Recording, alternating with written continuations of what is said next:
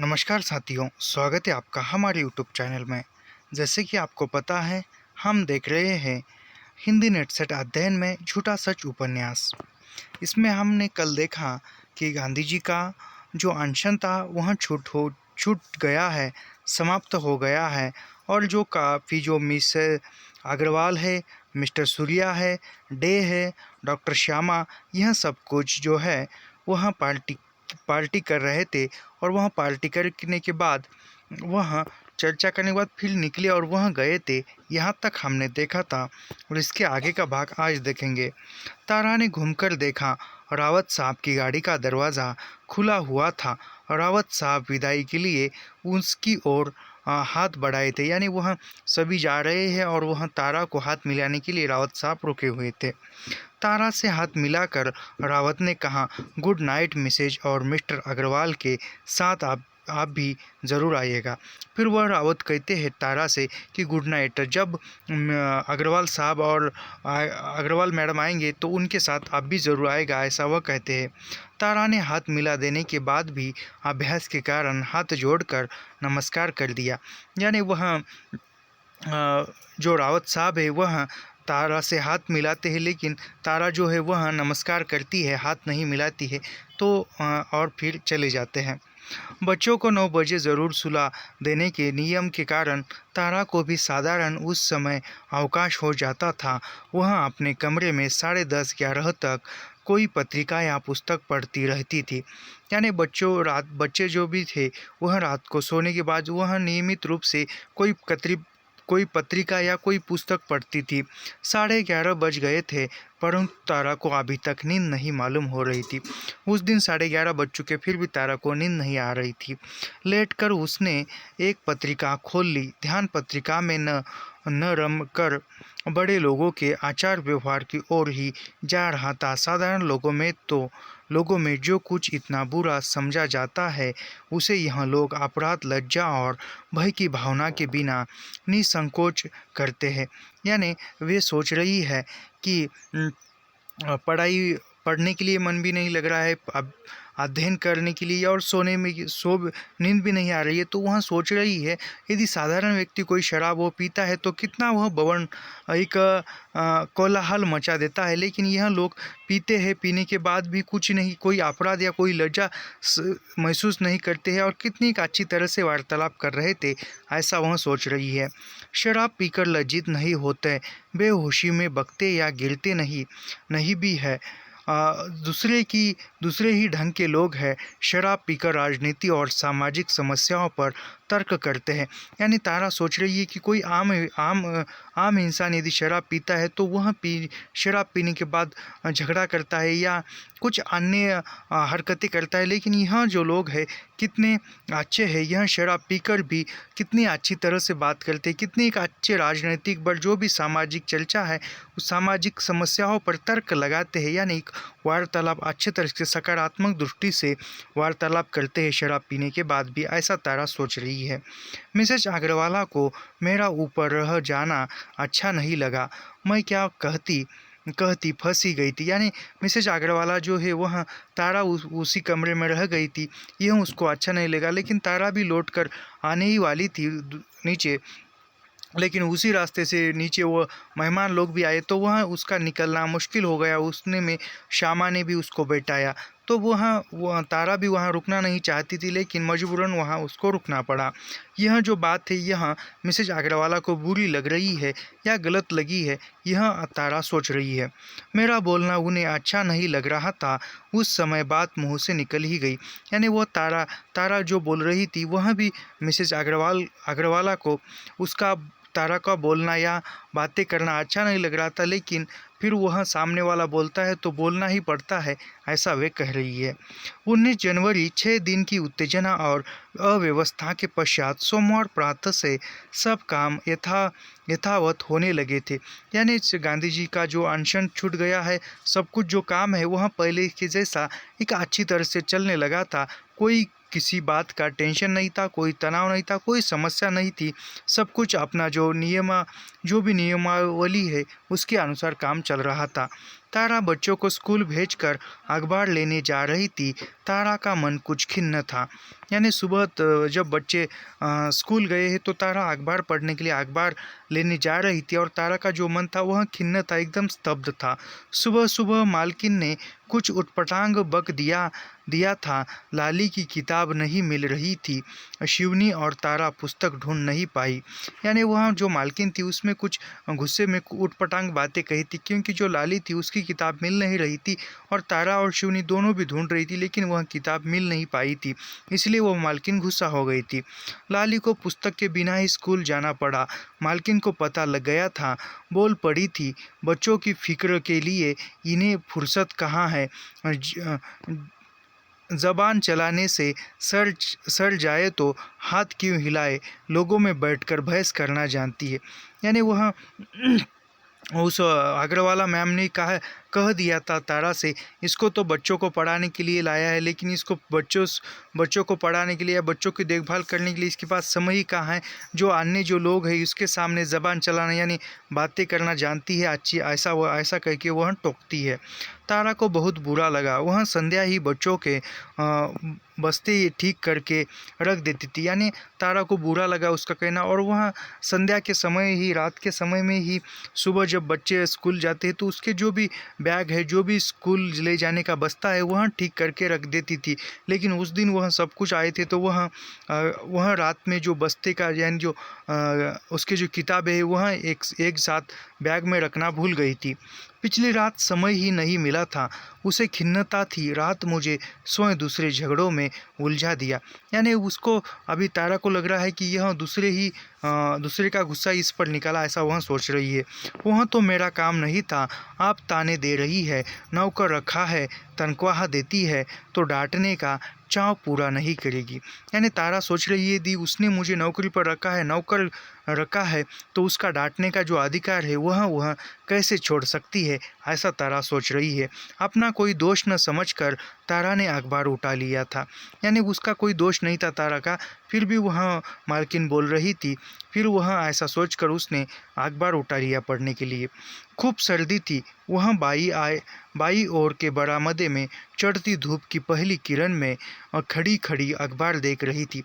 यानी सुबह का समय था, सर्दी थी, जाड़े के दिन थे, तो वह बरामदे में धूप में खड़ी रहकर अखबार देख रही थी।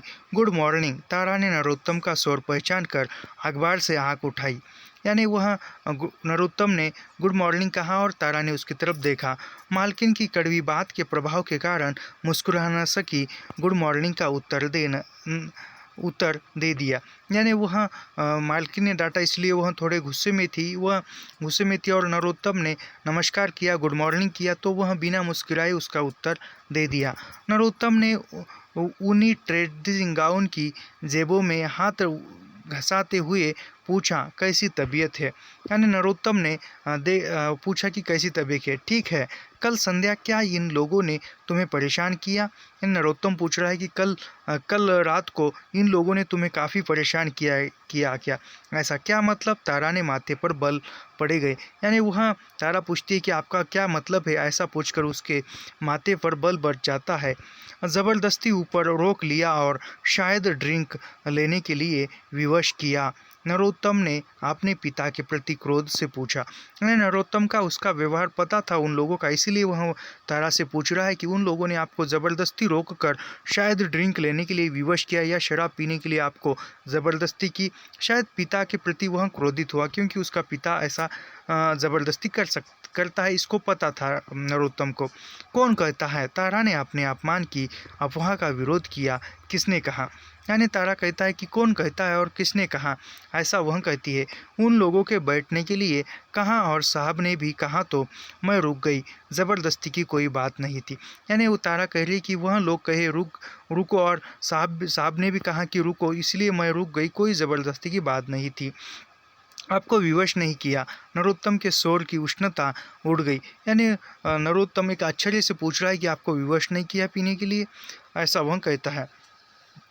क्या मतलब है विवश करने का, किस बात के लिए। उन लोगों ने कहा यहाँ ही बैठो, खासकर डॉक्टर श्यामा ने और साहब ने। मैं बैठ गई। यानी वह कहती कि इसका क्या मतलब है, वह मुझे क्यों विवश विवश करेंगे कि उसने कहा बैठो, और फिर साहब ने भी कहा, और ख़ासकर जो डॉक्टर श्यामा थी उसने भी कहा कि यहाँ बैठो, तो मैं बैठ गई हूँ। मैंने गलत समझा, इसलिए बुरा लगा।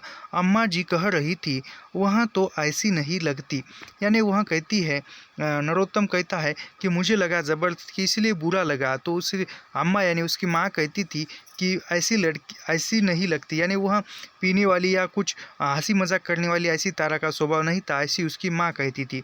उसे ज़बरदस्ती पिला दी होगी, इसलिए पूछा था। मुँह आप करना, बुरा न मानना, यानी वह कहता है नरोत्तम तारा से कि बुरा न मानना, ऐसे ही पूछ लिया था। तारा को नरोत्तम की अपने प्रति चिंता के कारण उसके उसके क्रोध से सांत्वना अनुभव हुई, यानी तारा को गुस्सा भी आया था, लेकिन नरोत्तम ने बात की और थोड़ी सांत्वना दी तो वह एक अच्छा महसूस हुआ। बोली, सब बकवास है, वे लोग ज़रूर पी रहे थे, लेकिन बातचीत बहुत ढंग से कर रहे थे। यानी तारा कह रही है कि आपकी जो भी बात है वह सब कुछ बकवास है, क्योंकि उन लोग शराब पी रहे थे लेकिन बात ढंग की कर रहे थे, राजनीति चर्चा कर रहे थे, ऐसा वे कर रही है। आप क्यों नहीं आए? रावत साहब ने गांधी जी के फास्ट के संबंध में कई इंटरेस्टिंग बातें बताई, यानी वह कहती है तारा नरोत्तम से कि आप क्यों ना आए? वह उन्होंने तो काफ़ी अच्छी चर्चा की, डिनर पर आपके लिए भी पूछ रहे थे, यानी वह रावत साहब डिनर के लिए पूछ रहे थे, ऐसा वह कह रही है। हाँ, मैं 9 बजे आया था, बीच में जाना अच्छा नहीं लगा। एक मित्र ने सिनेमा में मिलने के लिए भी कह आया था, यानी वह कहता है मैं 9 बजे आया था, लेकिन ऐसे बीच में जाना अच्छा नहीं लगता था, इसीलिए मेरे मित्र ने मुझे सिनेमा के लिए बुलाया था, तो वहाँ मैं गया। मम्मी सुबह की बात पर बड़बड़ा रही थी, यानी वह कह रहा है कि मम्मी तो सुबह सुबह बड़बड़ा रही थी। जाने दीजिए, वे तो ऐसे ही कुछ न कुछ कह देती है। इस घर का वातावरण और यह काम आपके लिए ठीक नहीं है। यानी वह कहता है कि जाने दीजिए, इस घर का काम और वातावरण आपके लिए ठीक नहीं है। रावत चाहे तो आपको कोई अच्छा काम, सरकारी नौकरी दिलवा सकता है। यानी नरोत्तम कहता है कि इस घर का काम और वातावरण जो भी है आपके लिए अच्छा नहीं है, ठीक नहीं है, ऐसा नरोत्तम कहता है। और फिर तारा भी हूँ में सकारात्मक जवाब देती है, और फिर वह कहता है नरोत्तम कि रावत जो साहब है वह अच्छे है और आपके लिए कई सरकारी नौकरी दिलवाने का काम भी कर सकते हैं, यानी आपकी वह मदद भी कर सकते हैं। होम का सेक्रेटरी है, दमदार आदमी है, गलत न समझना मुझे। आशिक मिजाज भी काफ़ी मशहूर है। यानी वह कहता है कि यह जो है यह होम सेक्रेटरी है, यानी अच्छा आदमी है और अच्छे ओहदे पर है, अच्छे पद पर है, तो वह ज़रूर आपकी मदद कर सकता। पर मैं उनसे स्वयं कैसे कह सकती हूँ? मम्मी और साहब क्या कहेंगे? फिर तारा कहती कि मैं उसको जाकर स्वयं कैसे कहूँगी मेरे मुंह से, और मम्मी और साहब यानी मालकिन और मालक क्या कहेंगे? ऐसा वह कहती है। मौका लगे तो कहिए, फादर भी तो अपने मतलब से ही उसकी और सूर्या की खुशामद करते हैं। यानी वह कहता है नरोत्तम, जो मेरे पिता है वह भी एक काम से काम रखते हैं और खुशामद करते हैं, ऐसा वो कहते हैं। या डॉक्टर श्यामा से कहलवा दीजिए, मिस्टर डेविस था न? यानी वह कहता है कि डॉक्टर श्यामा से कहलवा दीजिए, मिस्टर डे जो थे वह भी था ना? ऐसा वह पूछता है। क्यों, क्या बात है? क्या बात है? डॉक्टर श्यामा होगी तो वह ज़रूर होगा। यानी वह तारा कहती है कि क्यों, क्या बात है? फिर नरोत्तम कहता है कि डॉक्टर श्यामा होगी तो डे जो है वह ज़रूर होगा। यू आर नाटी, यानी वह कहती है कि यू आर नाटी, यानी एक ये सब चलता है। फादर कह रहे थे रावत ने मुझे मिलने के लिए बुलाया है, जाना तो पड़ेगा ही। यानी उसके पिता कह रहे थे नरोत्तम से कि रावत से मिलना है तो फिर जाना तो पड़ेगा ही, ऐसा वह कहता है। यदि प्रसंग बना तो मैं भी बात कर सकता हूँ। यू आर सो गुड, यानी वह नरोत्तम कहता है यदि प्रसंग यानी यदि अवसर आया तो मैं भी तुम्हारे बारे में रावत साहब से बात करूँगा, ऐसा वह कहता है। नाटी भी और गुड भी, यानी वह कहते हैं कि नोटी यानी एक नोटी यानी मराठी में खोड़कर ऐसा होता है, और यह कहते हैं नरोत्तम और गुड भी यानी अच्छे भी हो, ऐसा वो कहते हैं। नरोत्तम के माथे पर बल पड़ गए मौके से, यानी वह कहते हैं कि अवसर आने पर, मौका मिलने पर मैं बता देता हूँ। ज़रा व्याख्या कर दो न, यानी वह कहता है कि ज़रा व्याख्या कर दो न, यानी एक विश्लेषित करके बताओ ना विस्तार रूप से, फिर बात ही क्या रह जाएगी। यानी वह कहती कि यानी तारा कहती है कि नरोत्तम कहता है कि मौके मौके से, यानी अवसर जैसे जैसे आएगा मैं उसको बताऊंगा, ऐसा वो कहता है। और फिर तारा कहती कि व्याख्या कर दो, यानी आप क्या कहना चाहते हो यह विस्तार से बताओ। फिर वहाँ नरोत्तम कहता है कि अभी मैं फिर से विस्तार से आपको समझाऊंगा, तो फिर इसमें रहेगा कि क्या क्या, यानी कि फिर बात ही क्या कर रह जाएगी, यानी वो कहता है कि फिर बात ही क्या रह जाएगी, मैं आपको ही विस्तार से समझाऊंगा। तो नरोत्तम को रावत साहब ने 20 जनवरी मंगलवार संध्या 5:30 बजे आने के लिए कहा था। नरोत्तम को मिलने के लिए रावत साहब ने 20 जनवरी मंगलवार के संध्या यानी शाम के 5 बजे आने के लिए कहा था। नरोत्तम बिलियर्ड्स बहुत अच्छा खेलता था, यानी नरोत्तम जो था वह बिलियर्ड जो खेल होता है वह बहुत अच्छा खेलता था। रावत ने कहा था चेम्स फोर्ट क्लब चलकर 1-2 गेम खेलेंगे, यानी रावत साहब ने कहा था कि जो चेम्स फोर्ट नाम क्लब है उसमें जाकर गेम खेलेंगे, यानी कौन सा बिलियर्ड्स जो गेम है वह खेलेंगे। नरोत्तम ने ठीक 5:30 बजे रावत के बंगले पर फ़ोन कर पूछा, साहब लौट आए हैं? अर्दली ने उत्तर दिया, बस अभी गाड़ी से उतरे हैं। यानी और नरोत्तम ने कॉल करके पूछा रावत साहब के यहाँ कि साहब आए हैं? तो किसी ने कहा कि अभी गाड़ी से उतरे हैं। नरोत्तम रावत साहब के यहाँ आने के लिए चला तो तारा भी लाली पुत्तन को इंडिया गेट की ओर घुमाने के लिए निकल रही थी। यानी नरोत्तम रावत साहब के लिए मिलने के लिए जा रहा था, और फिर तारा ने भी लाली और पुत्तन को इंडिया गेट तक घूमकर आने के लिए निकली थी। नरोत्तम ने उसे देखकर कहा, रावत साहब की ओर जा रहा हूँ, प्रसंग लगा तो तुम्हारे बारे में बात करूँगा।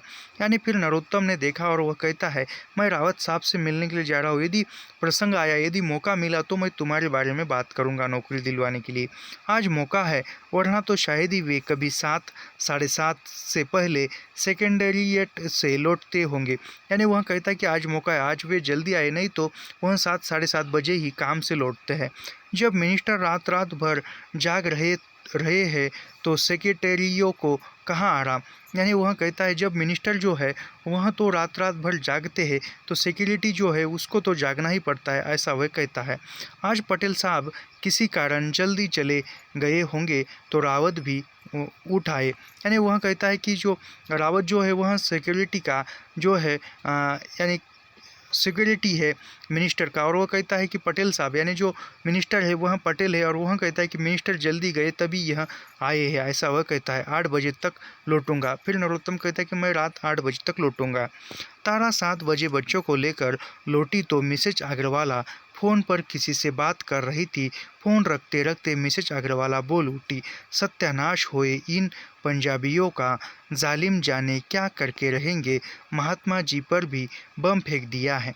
यानी वह कह रहे हैं कि तारा लौटी 7 बजे बच्चों को लेकर लौटी, तो वह फ़ोन पर बात कर रही है और फ़ोन रखा और कह रही कि जो भी यह शरणार्थी पंजाबी है उसका सत्यानाश हो, उसका बुरा हो, महात्मा गांधी पर भी बम फेंक दिया है इन्होंने, ऐसा वे कहती है। तारा उनकी ओर देखती रह गई। मालकिन ने बहुत शोभ से बता दिया, महात्मा गांधी जी की प्रार्थना में किसी पंजाबी ने बम फेंक दिया है। यानी वह मालकिन तारा से कह रही कि महात्मा गांधी की जो प्रार्थना चल रही थी, यानी शांति की प्रार्थना, उसमें किसी पंजाबी लोगों ने बम फेंक दिया है। एक पूरी दीवार गिरी है, महात्मा जी का बाल बाका नहीं हुआ। यानी वह कह रही कि उस प्रार्थना जो सभा थी उसकी दीवार गिरी है बम फेंकने से, लेकिन महात्मा गांधी को कुछ नहीं हुआ, ऐसा वे कह रही है। उन्हें भगवान बचाने वाला है, उनका कोई क्या बिगाड़ सकता है। फिर वह अग्रवाला मैम जो है वह कहती है, उन्हें भगवान बचाने वाला है तो इंसान उसको कैसे मार सकता है, ऐसा वे कह रही है। नरोत्तम 8:30 बजे आया। उसने डाइनिंग रूम में पूरी बात साहब को सुनाई। यानी नरोत्तम 8:30 बजे और फिर डाइनिंग रूम में उसके पिता को पूरी बात सुनाई, क्या क्या वार्तालाप किया। तारा दरवाजे की आड़ में खड़ी सुन रही थी। नरोत्तम रावत साहब के बंगले पर पहुंचा तो पता लगा कि साहब उसी समय फिर चले गए। यानी वह रावत साहब से मिलने के लिए गया और वह अपने पिता को बता रहा है कि तब जब वह नरोत्तम बंगले पर मिलने के लिए गया तो साहब जो रावत साहब तुरंत चले गए, क्योंकि शाम के समय में वह बम फेंका था, तो इसलिए उसको तुरंत जाना पड़ा। वहाँ वह क्लब चला गया था। वहाँ पता चला प्रार्थना के समय विस्फोट हुआ, यानी वह क्लब चला गया तो उसको पता चला कि प्रार्थना के समय में, गांधी जी के प्रार्थना के समय में विस्फोट हुआ, बम फेंका गया। बम गांधी जी के आसन से काफ़ी दूर, लगभग 75 फुट गिरा था, यानी वह 75 फुट 75 फुट जो था, 75 दूर लंबा, जहाँ गांधी जी बैठे थे उस आसन से दूर। सिर्फ एक दीवार की जाली उड़ गई है। ख्याल है 3 आदमी थे, 2 भाग गए, 1 पकड़ा गया है। यानी जो बम फेंकने वाले 3 आदमी थे उसमें से 1 को पकड़ा गया है और 2 भाग गए हैं। फ्रेटियर का पंजाबी है मदन लाल पाहवना। गांधी जी बिल्कुल शांत रहे, यानी उसने बॉम्ब फेंका तो गांधी जी तो यहाँ बिल्कुल शांत थे, उन्होंने कुछ नहीं कहा। लोगों की घबराहट पर हमें हंस दिए। फिर गांधी जी जो लोगों में घबराहट उत्पन्न हुई उस पर गांधी जी हंस पड़े। दूसरे दिन पन्नों में चित्र सहित पूरा विवरण था। मदन लाल के बारे में समाचार था कि वह दिल्ली की किसी मस्जिद में शरण लिए था। यानी दूसरे दिन वह अखबार में एक आर्टिकल छपा था, उसमें जो मदन लाल था वह जो पकड़ा गया था, बम फेंकने वाले 3 थे, 3 में से एक जो मदन लाल था वह पकड़ा गया था, उसके बारे में विस्तार से आर्टिकल लिखा हुआ था। और उसमें वह एक किसी मस्जिद में शरणार्थी था, तो किसी मस्जिद में वह शरण ली, यानी छुप कर बैठा था। उसे मस्जिद से निकाल दिया गया था। पुलिस को घटना के पीछे षड्यंत्रकारियों का काफ़ी बड़ा संगठन होने का संदेह था। फिर वह शरण लिए बैठा था तो उसको मस्जिद से निकाला गया था, तो फिर पुलिस को कुछ षड्यंत्र है ऐसा लग रहा था, यानी कुछ योजना है ऐसा वह लग रहा था। पुलिस फिलहाल तथ्यों को प्रकट कर देना उचित नहीं समझती थी, यानी पुलिस जो से सभी ऐसे खिलकर, यानी पूरा ऐसे खोल कर नहीं बताना चाहती थी। उस संध्या कोठी पर बातचीत की ध्वनि बदली हुई थी। शरणार्थियों के साथ जुल्म तो हो ही रहा है, यानी वहाँ सभी कोठी पर चर्चा चल रही थी। जो भी शरणार्थी उस पर जुल्म हो रहा है, अत्याचार हो रहा है, ऐसी बातें चल रही थी। शांति के प्रयत्नों का तूफान धीरे धीरे शांत हो गया। शांति के प्रयत्नों का उद्देश्य गांधी जी का अनशन समाप्त कर देना पूरा हो गया था। लोग अपनी व्यस्तताओं में डूब गए थे, यानी गांधी का जो अनशन था, वो शांति का जो संदेश था, गांधी जी ने अनशन किया था, वह एक गांधी जी का अनशन समाप्त करने के लिए ही शांति का संदेश था, ऐसा कर रहे। और फिर गांधी जी का अनशन टूट गया और वह पहले ही पूर्ववत, यानी जो हिंसक वृत्ति के लोग हैं उनकी हिंसक वृत्ति उसी प्रकार रही है, ऐसा वे कह रही है। कोठी पर दिन में बहुत से फेरी वाले आते रहते थे। गठरियों में बजाजी लिए खेस दरिया या कंबल बेचने वाले, कभी खजूर के पत्तों और तिनकों की टोकरियाँ, छीके बेचने वाली स्त्रियाँ, कभी बटन, सुई, फीता, लेस बेचने वाले लड़के, पत्रिकाएं, पुस्तकें, फाउंटेन पेन की शाई, चेहरे का क्रीम पाउडर, चप्पल, सैंडल बेचने वाले लोग, फेरी वाले प्राय पंजाबी शरणार्थी होते थे। यानी उस समय में जो भी शरणार्थी वो पेट चलाने के लिए, जीने के लिए कोई ना कोई एक व्यवसाय करते थे। उसमें छोटी मोटी वस्तुएं, पत्र पत्रिकाएं, पुस्तकें, यानी मेकअप का सामान जो भी है वह बेचते थे। और उसमें सबसे ज़्यादा जो बेचने वाले थे वह पंजाबी लोग थे। मिसेज अग्रवाल कौतूहल में फेरी वालों को बुलाकर चीज़ों पर नज़र डाल देती और फिर कह देती, अरे सब नकली माल है। यानी वहाँ मिसेज अग्रवाल, कोई फेरी वाला आता है तो उसको बुला लेती थी और कहती थी, देख लेती थी और फिर कहती थी कि यह तो सब कुछ नकली माल है, अरे सब नकली माल है, हमने 2 बार लेकर धोखा खाया है, बड़े बड़े जालिए हुए। यानी वह कहती है कि हमने 2 बार खरीद कर धोखा खाया है, यह तो नकली माल है, बड़े जाली, यानी बड़े नकली है। शरणार्थी फेरी वालों को देखकर तारा को अपने परिवार की याद आ जाती, यानी शरणार्थी जो फेरी वाले होते हैं उसको देखकर तारा को अपने परिवार की याद आती थी। चाहे जो हो, भोजन वस्त्र से तारा इतनी समृद्ध पहले कभी नहीं रही थी। यानी अभी तारा को तो अपना जो जीवन का प्रश्न था, जीने का प्रश्न था, वह तो लगभग अभी के लिए मिट चुका था, क्योंकि खाने पीने की, जो भी वस्त्र पहने की, इससे कब व्यवस्था थी तारा की हो चुकी थी। 22 जनवरी को मालकिन ने उसे महीने के 75 रुपये और थमा दिए थे। यानी 22 तारीख को उसकी जो तनख्वाह थी तारा की, वह उसको 75 रुपये दिए थे। तारा के पास पहले के भी ₹38 पड़े थे, यानी तारा के पास भी पहले से ₹38 थे। उसने झिझकते हुए कहा, बहन जी मेरे पास है, यह मुझे क्या करने हैं, चाहे कोर्ट में काट लीजिए। यानी वहाँ तारा कह रही है कि बहन जी मेरे पास तो पहले से ही है, चाहे तो आप वो कोट खरीदा है उसमें काट लीजिए। वाह, वह कोट 75 का होगा, ऐसे ही तुम नादान हो। डॉली का तो कह 110 का बना है। यानी वह कहती है कि कोट जो 75 का होगा और डॉली का तो 110 का है, ऐसा वे कह रही है।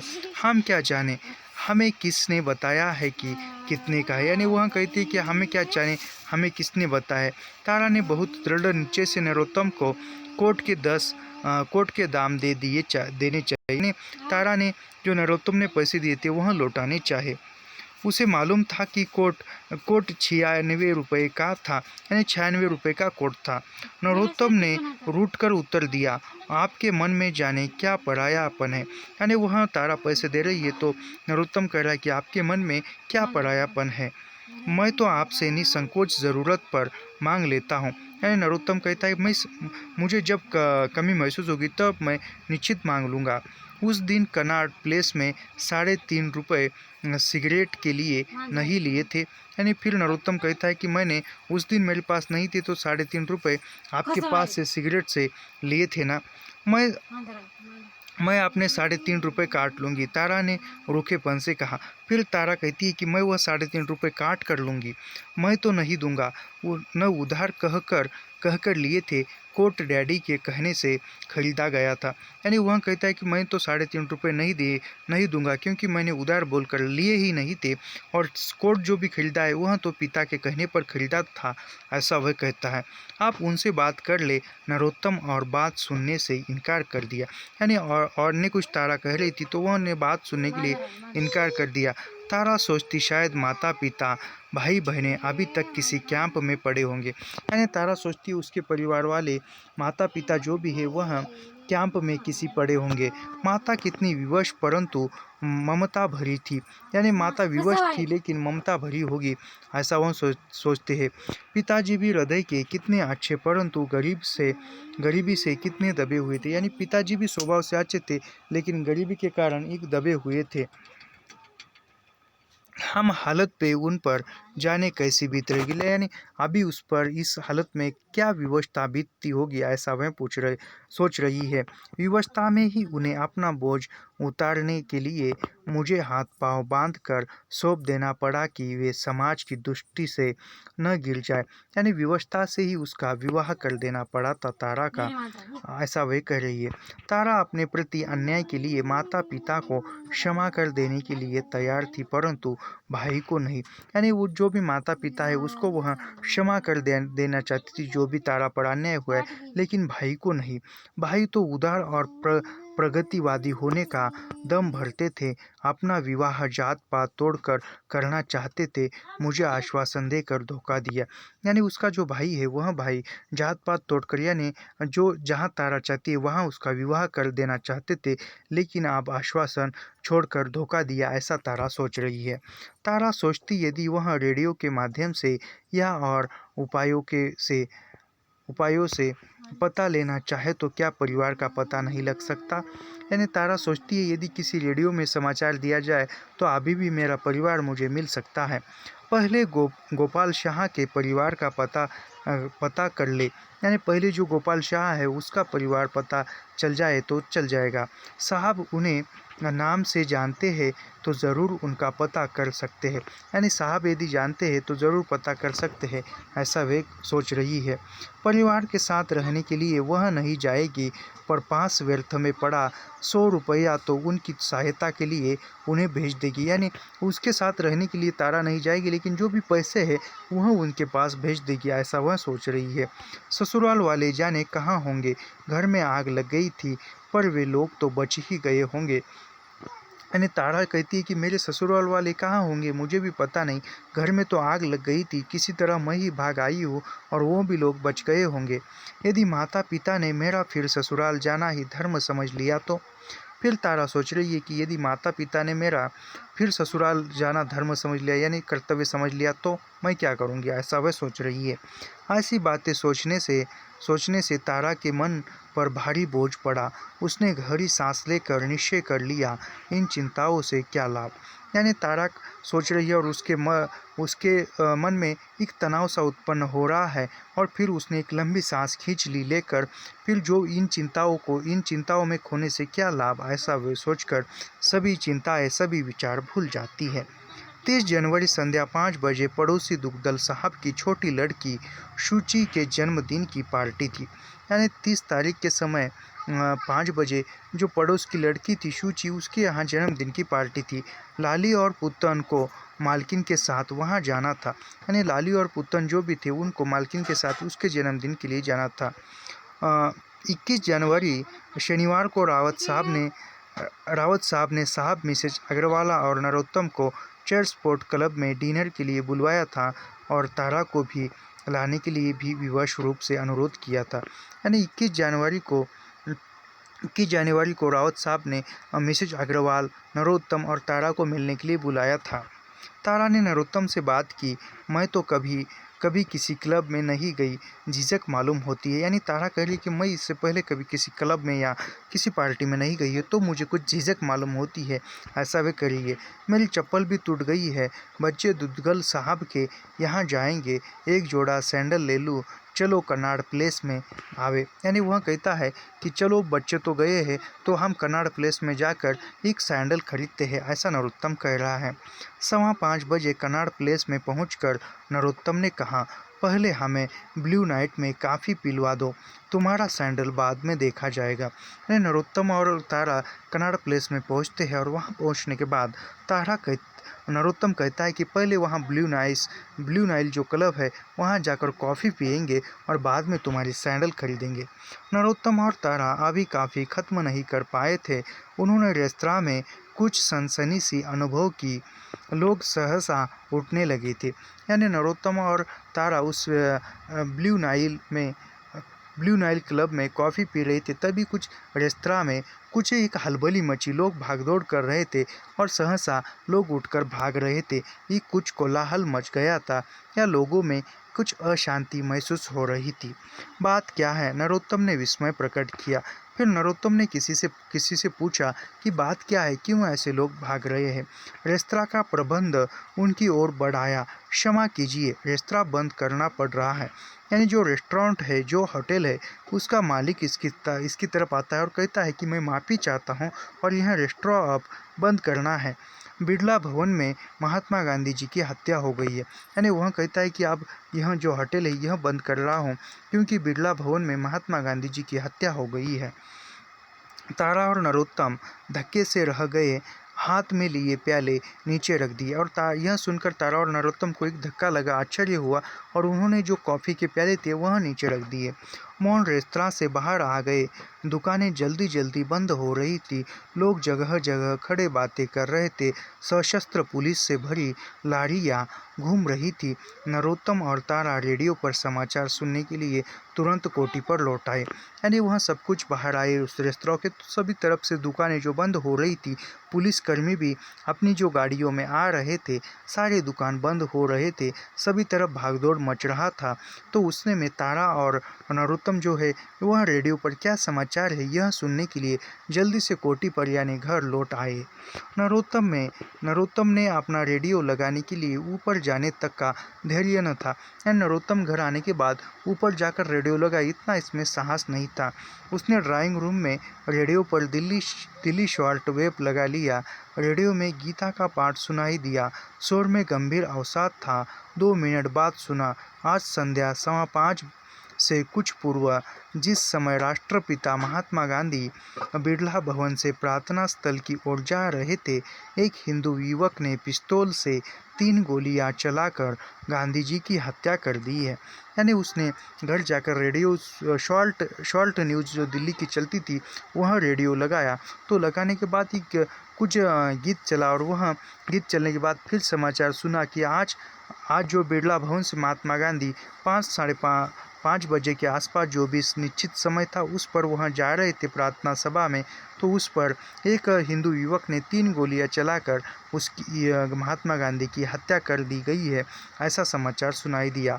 महात्मा गांधी जी का देहांत गोलियां लगते ही हो गया। अंतिम समय उन्होंने राम राम उच्चारण किया। यानी वह कह रहे हैं कि अंतिम समय में जब गोलियां लगी और गोलियां जाने लगी तो महात्मा गांधी ने तुरंत प्राणों को त्याग दिया और फिर राम राम का उच्चारण किया महात्मा गांधी ने। गांधी जी को गोली लगने के समय लेडी हार्डिंग मेडिकल कॉलेज की एक ग्रेजुएट युवती प्रार्थना में उपस्थित थी। तो गोली लगी तभी एक जो युवती थी जो मेडिकल कॉलेज की वहाँ पर उपस्थित थी। युवती ने तुरंत गांधी जी को संभाला। कुछ ही मिनट में डॉक्टर भार्गव और डॉक्टर जीवराज मेहता ने पहुंचकर उनकी परीक्षा ली। यानी उसी में कुछ समय वहां तुरंत भागकर डॉक्टर साहब आ गए। गांधी जी का शरीर निर्जीव हो चुका था।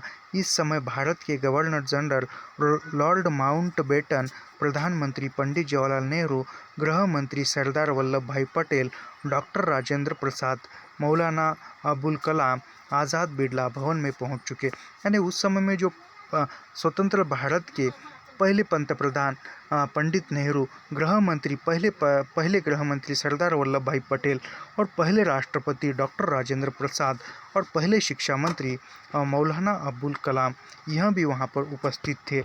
सरकार की ओर से जनता से प्रार्थना है कि वे बिरला भवन की ओर जाने का कष्ट न करें। यानी सरकार की ओर से एक सभी जनता के लिए प्रार्थना है कि वह अंतिम दर्शन के लिए गांधी जी के बिरला भवन न जाए।